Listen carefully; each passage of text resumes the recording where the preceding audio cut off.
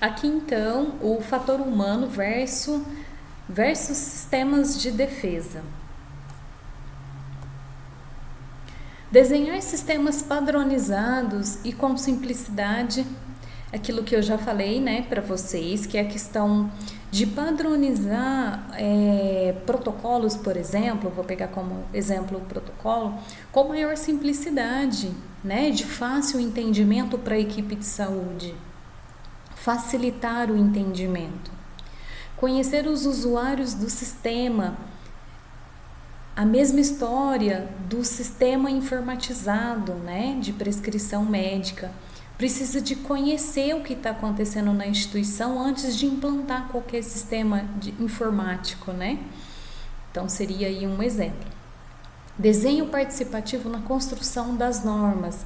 Então, não adianta eu, enquanto qualidade, por exemplo, eu divulgar um protocolo que eu construí, né, de acordo com a minha realidade, e eu ir lá na base, né, na prática dos profissionais do dia a dia e fazer com que eles implantem aquele processo, né, ou aquele protocolo. Então é muito difícil quando você não traz a equipe para junto de você para construir tudo isso com eles, né? Eles se sentem assim fora do sistema. Então é muito mais fácil de implantar qualquer coisa dentro da instituição quando você traz os profissionais para perto de você, né? Seja você liderança, seja você administração. Quando você traz uma coisa pronta, né, para que eles implantem, o sucesso é muito menor, né? Porque eles não vão se sentir parte ali daquele ambiente. Compreender quando e por que as coisas podem não correr bem. Então, vou citar um exemplo de dispensação de medicação pela farmácia. Muitos erros nós sabemos que acontece, né, na dispensação de medicamentos. Então, aqui cabe de extrema importância as notificações dos NIRMIS, né? Por quê? Porque o NIRMIS vai te dar um panorama do que está acontecendo dentro da farmácia, né? Por que está acontecendo os erros, né? Como estão acontecendo e por quê. Com isso, você consegue corrigir o sistema antes que um erro grave aconteça. Tornar fácil fazer as coisas corretamente. Então, novamente, se eu não tenho uma cultura de segurança enraizada na minha instituição, eu não consigo fazer com que as pessoas entendam o porquê que elas estão ali, né? O porquê que elas estão fazendo tudo isso. Porque quando a gente fala em qualidade e segurança do paciente, as pessoas já vêm em mente assim, nossa, isso vai dar trabalho, né? Eu vou ter que gastar muito em fala, em treinamento, em capacitação de equipe. Então, tudo isso é muito complicado, né? Então, a gente precisa entender isso, né? Tornar as coisas um pouco mais fácil, né? Para que a chance de dar certo seja muito maior. Busca pela segurança, né? Então, a gente nunca pode deixar de aperfeiçoar um sistema, né? Então, como que eu vejo muito isso?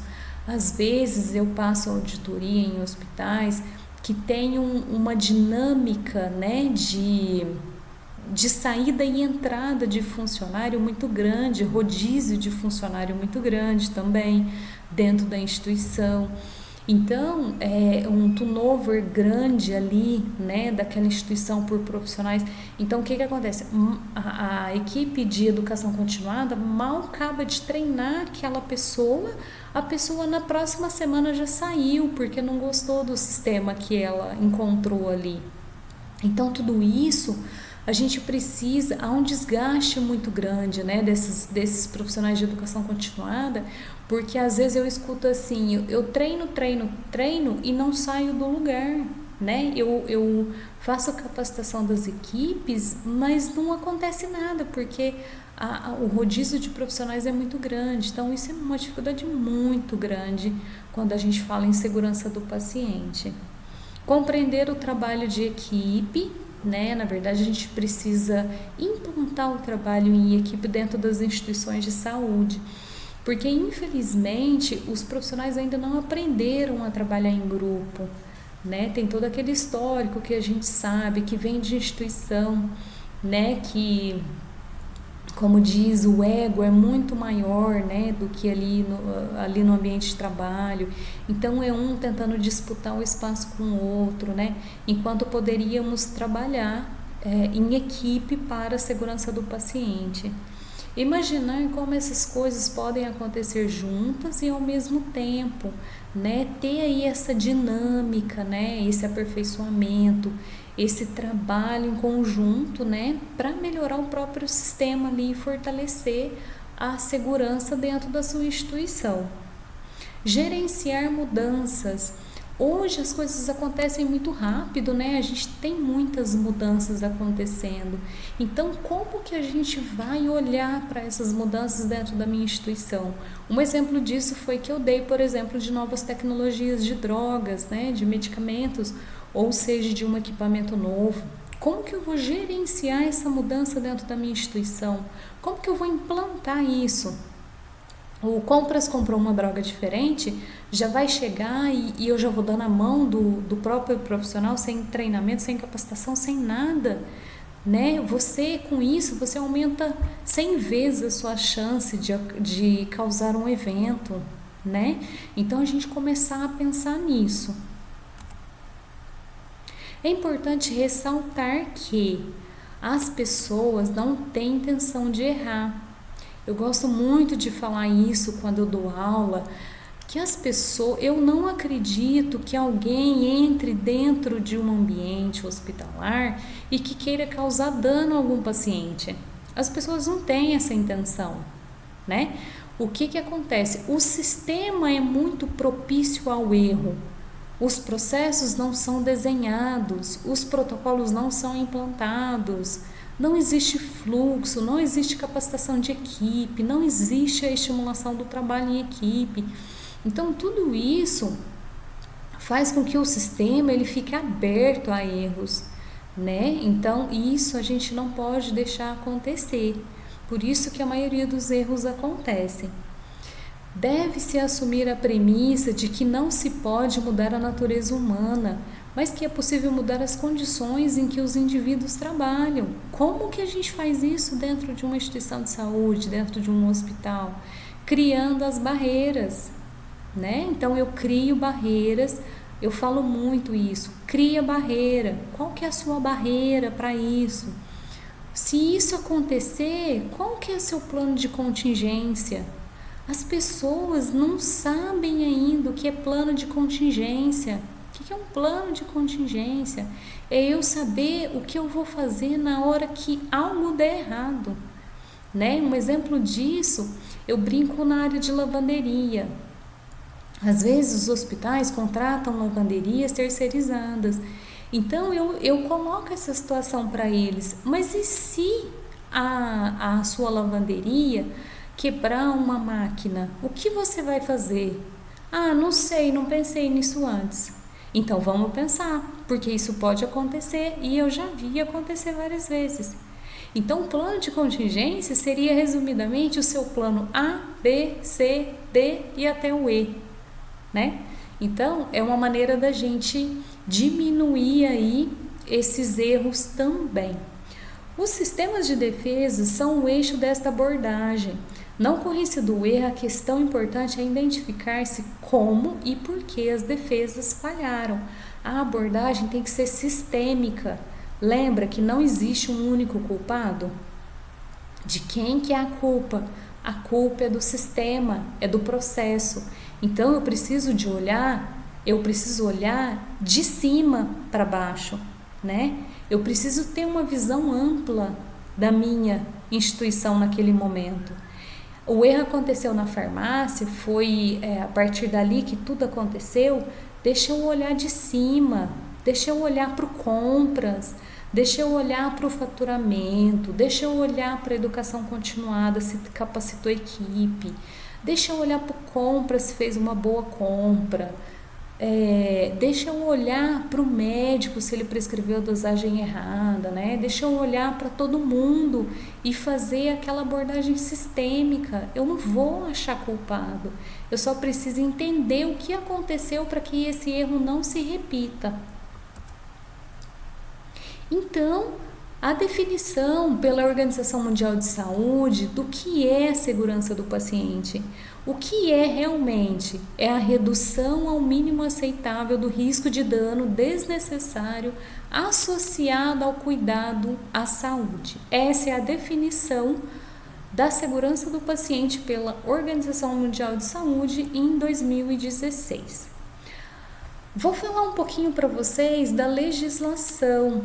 A gente vai ter o próximo módulo, que é exclusivamente de legislação, então eu vou abordar alguns pontos aqui com vocês. Tudo iniciou com a Portaria 529 de 2013, que implantou o Programa Nacional de Segurança do Paciente. Na época, eu me lembro que eu fiz um curso no Hospital Albert Einstein, aqui em São Paulo, que trabalha com todo o aprimoramento da rede Sentinela. Na época eu fazia parte de um hospital filantrópico que era o Hospital Rede Sentinela. E eu me lembro que a gente ficou uma semana, o dia todo fazendo essa capacitação de segurança do paciente. Então foi muito bacana, porque a gente conseguiu ter uma visão geral. Eu me lembro que na época o curso foi administrado não só pelos profissionais do Albert Einstein, que temos aí como referência, mas também os profissionais da Anvisa, que surgiu ali toda aquela questão desse programa vinculado ao Ministério da Saúde. Então foi muito bacana na época. Então, qual que é o objetivo dessa legislação? Na época, era contribuir para a qualificação do cuidado em saúde em todos os estabelecimentos do território nacional. Nessa portaria, às vezes as pessoas me perguntam, como que eu vou instituir um núcleo de segurança do paciente? Vou fazer uma aula também, como você vai montar o seu núcleo de segurança do paciente. Mas aqui, nessa portaria, ela distribui como que ia funcionar esse Programa Nacional de Segurança do Paciente.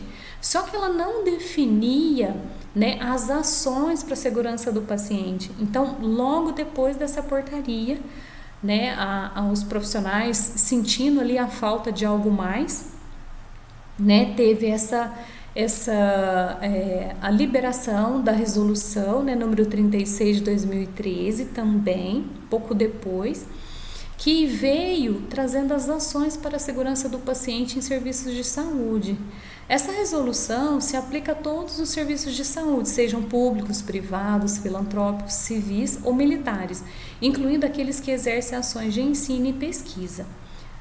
Tem como exclusão essa portaria apenas os consultórios individualizados, laboratórios clínicos e os serviços móveis e de atenção domiciliar. Eu acredito que logo essa portaria vai passar por revisões, porque a gente já tem muita coisa aí atualizada. Eu acredito que deve passar o quanto antes por revisão. Na classificação internacional para a segurança do paciente, vou trazer agora algumas definições, do que é um incidente. É um evento ou circunstância que poderia ter resultado ou resultou em danos desnecessários ao paciente ou doente. É assim que a gente classifica um incidente. Incidentes podem ser oriundos de atos não intencionais ou intencionais.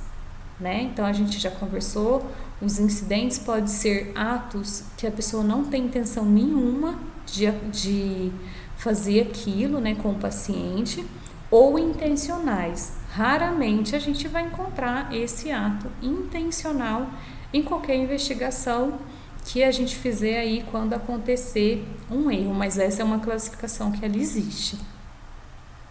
O que é um erro?